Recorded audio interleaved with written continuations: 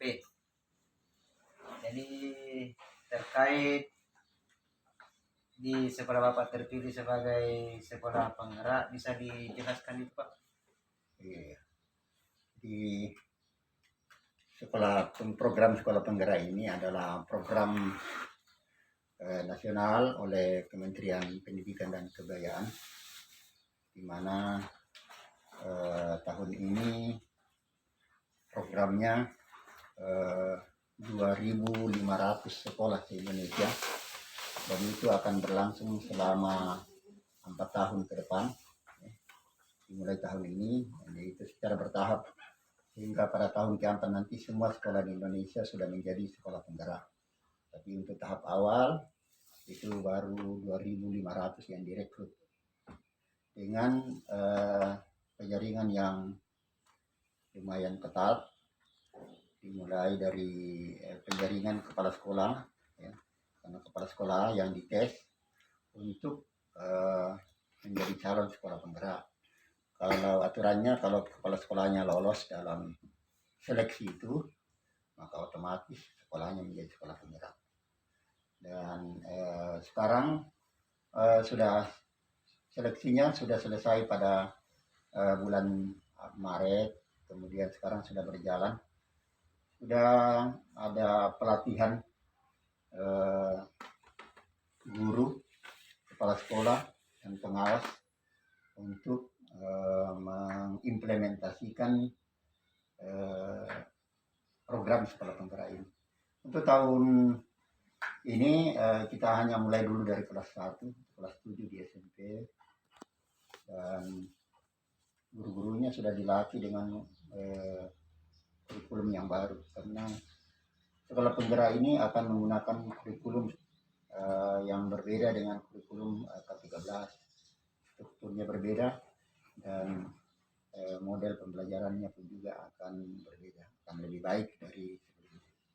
Jadi kesimpulan inti daripada sekolah penggerak ini di proses pembelajarannya ada poin-poin intinya di mana itu?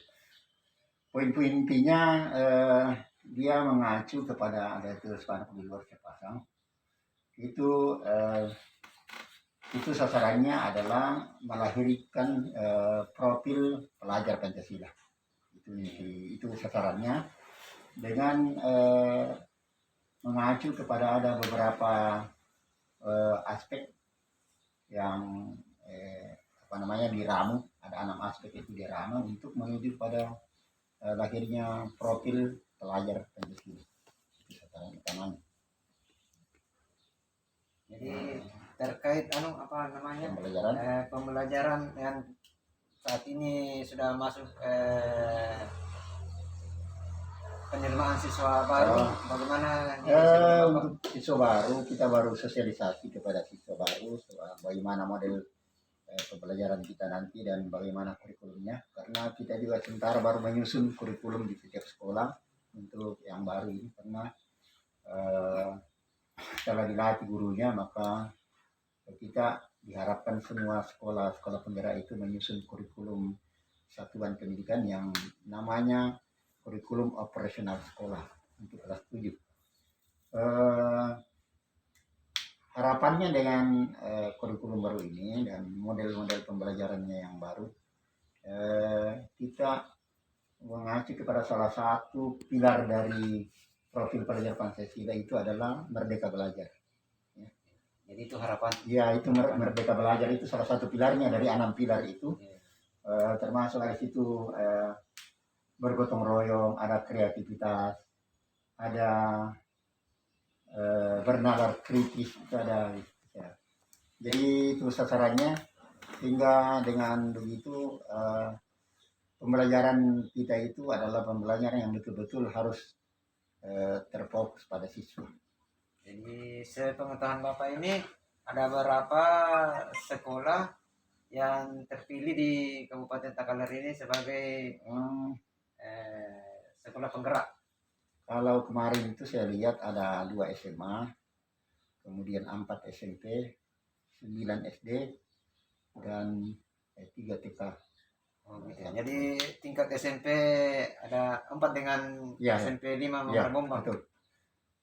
Kebetulan sekolah yang masuk itu hanya ada satu sekolah besar yang masuk, cuma SMP 1 Barisan Utara. Yang lain itu sekolah yang kecil, ada home base yang ada di Kalau alamat lengkapnya di sekolah Pak? Bontonaik. Desa Bontomanai, Kecamatan Mangarabombang. Mangarabombang. Desa Bontomanai, Kecamatan Mangarabombang. Oh, Desa Bontomanai, Kecamatan Mangarabombang. Kalau guru keseluruhan? Saya punya guru cuma ada 23 orang. Dan dari 23 guru itu hanya ada 7 dengan kepala sekolah PNS. Ada Yang lain 7 dengan PNS PNS dengan kepala sekolah. dan kepala sekolah. Selebihnya honor. Selebihnya honor. Kalau siswa keseluruhan? Ada 200. Sekarang mungkin ya 210 atau ya sampai lah. Kurang lebih 200 lah begitu sekarang. Karena yang baru masuk ini tidak lebih banyak daripada yang tamat. Iya. Jadi terkait adanya wabah virus corona yang menimpa negeri kita ini, khususnya di Kabupaten Takalar, harapan Bapak ke depannya? Ya, kita berharap bahwa musibah ini segera berlalu. Karena anak-anak kita dan orang tuanya juga sudah merindukan belajar secara tatap muka. Dan kita tahu bahwa pembelajaran daring itu sangat kurang efektif.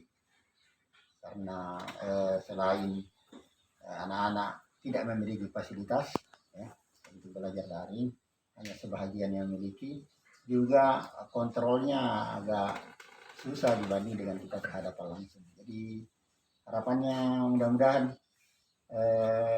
apa yang direncanakan pemerintah daerah, Dinas Pendidikan bahwa akan mengadakan tatap muka terbatas, mudah-mudahan itu segera tercapai supaya kita bisa belajar lebih baik. Jadi terima kasih atas waktunya wawancara dengan kami. Terima kasih kami dari tim Media Monitoring News berada di Kabupaten Takalar melaporkan Muhammad Sakir dan Mahmudin. Wabillahi taufik wal hidayah. Assalamualaikum warahmatullahi wabarakatuh.